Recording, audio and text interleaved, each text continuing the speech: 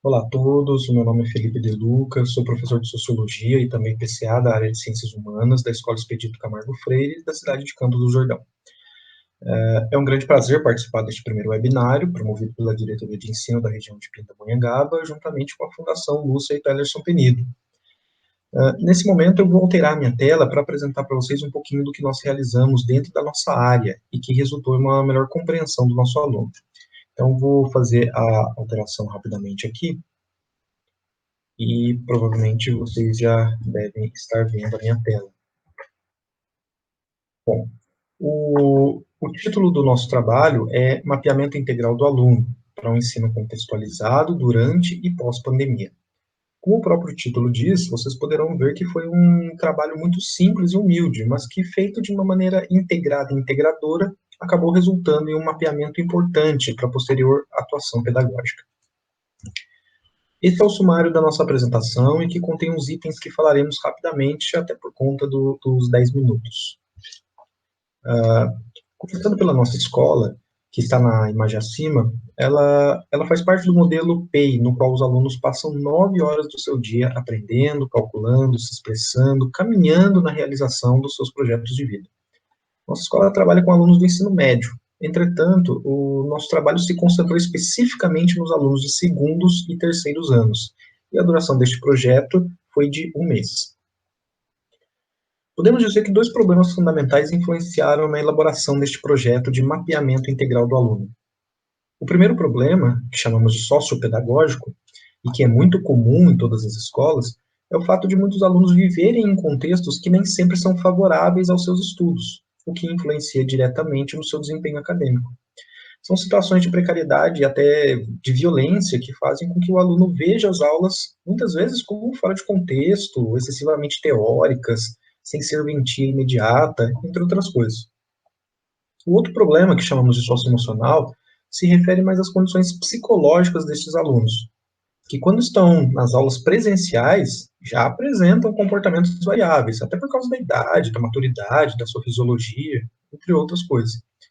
Mas no caso da nossa escola, o problema socioemocional é mais grave, porque constantemente aparecem casos de depressão, de autoisolamento e até de automutilação, que os professores tutores se esforçam para resolver.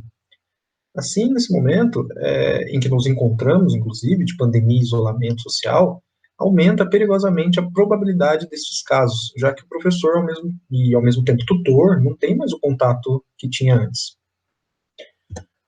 Assim, pensando nesses problemas e buscando uma maneira de solucioná-los, a área de ciências humanas se utilizou das ATPAs e até de conversas informais por aplicativos para trocar ideias. E aí o que nós chamamos de questões norteadoras, portanto, foram perguntas e comentários dos professores que foram surgindo nessas reuniões. Por exemplo, é necessário saber onde os alunos estão e saber como eles estão se sentindo. É necessário engajá-los novamente nos estudos. Como será que os alunos estão acessando as nossas aulas? Se é que estão acessando as aulas? É preciso tornar as aulas mais contextualizadas, sem perda de profundidade. E, claro, tem muitas outras questões que acabam sendo geradas na cabeça dos professores por causa também das formações disponibilizadas pela FLUP, pela diretoria de ensino e pelo próprio centro de mídias. Chama atenção especial, no caso da FLUP, pelas formações do Sr. Jorge Guzzo, que sempre incentiva, né, essa reflexão sobre o papel do professor como uma referência para o projeto de vida de cada aluno. Assim, a hipótese de pesquisa desse projeto foi a seguinte: se a gente selecionar, organizar e integrar as ferramentas virtuais disponibilizadas pela Google, nós teríamos mais sucesso em nossa atuação pedagógica. E foi a partir daí que começamos a estudar as ferramentas virtuais para posteriormente utilizá-las. Vocês estão vendo os ícones aí do lado, inicialmente foram usados esses, o Google Meets, o Google Forms, o Google Sheets, que nós conhecemos como planilhas, e o Google Drive. Mas a gente sabe que as ferramentas sozinhas, elas não fazem o que os professores fazem. Assim, desenvolvemos objetivos para o uso de cada uma delas. No Google Meets, nós utilizamos para apresentações das aulas, restabelecimento das interações. O Google Forms para aplicação de atividades sobre os conteúdos, para identificar dificuldades de aprendizagem e também captar os aspectos socioemocionais dos alunos. planilhas, Google Sheets, para registrar e organizar todas as respostas dos alunos. E, claro, o Google Drive para armazenar todas essas respostas, todos esses dados obtidos e também possibilitar o acesso aos demais professores. É claro que esse trabalho também não foi feito sozinho. A troca de informações, de experiências e de estratégias dependeu muito da atuação de 3 professores fantásticos da nossa área.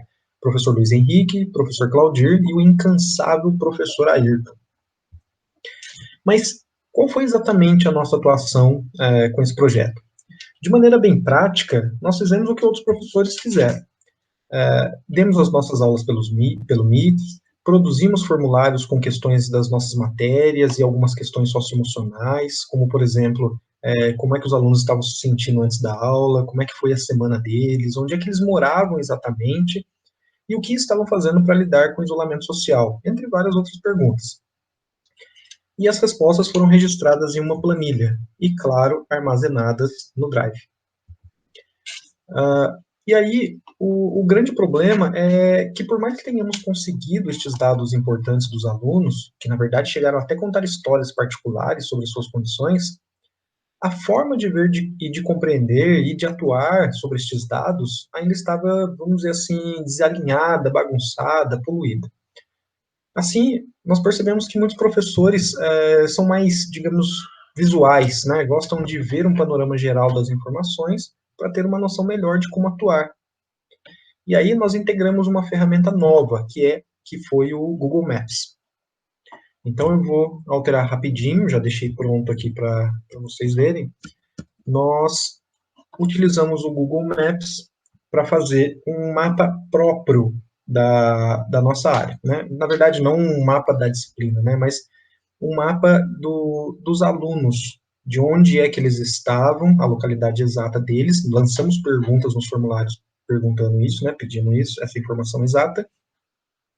E eles responderam tudo isso, né? Responderam a localidade deles, respondiam como é que eles estavam, o que eles estavam sentindo, quais eram as condições que eles estavam e até como é que eles estavam lidando com a pandemia. Então, rapidamente, 2 casos aqui só para mostrar como nós fizemos todo esse mapeamento.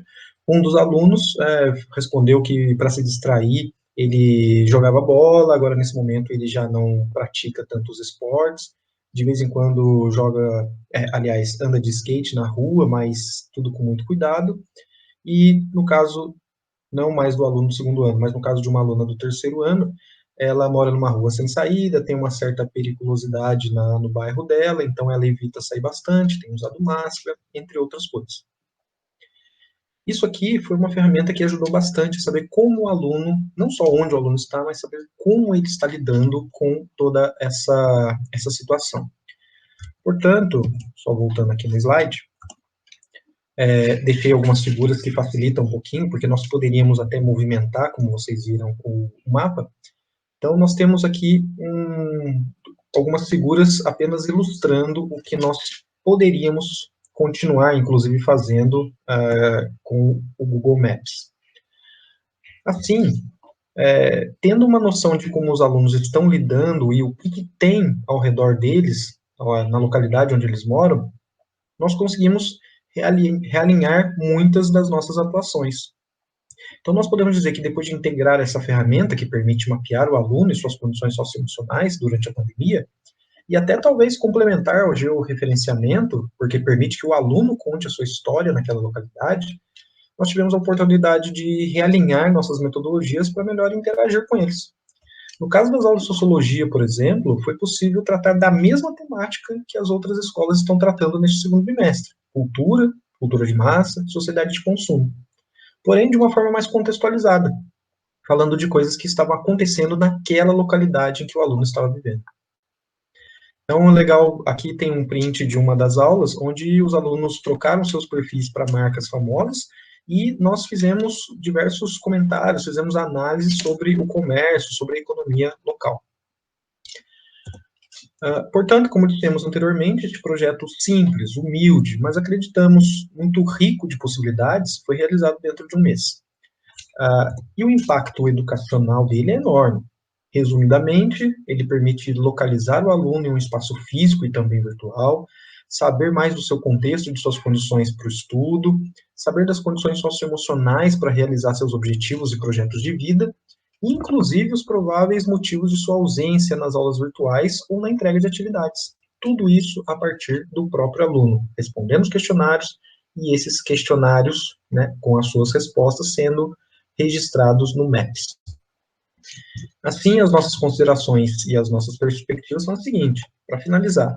Podemos dizer que, com esse trabalho, foi possível alinhar as medidas pedagógicas a serem tomadas neste momento de pandemia.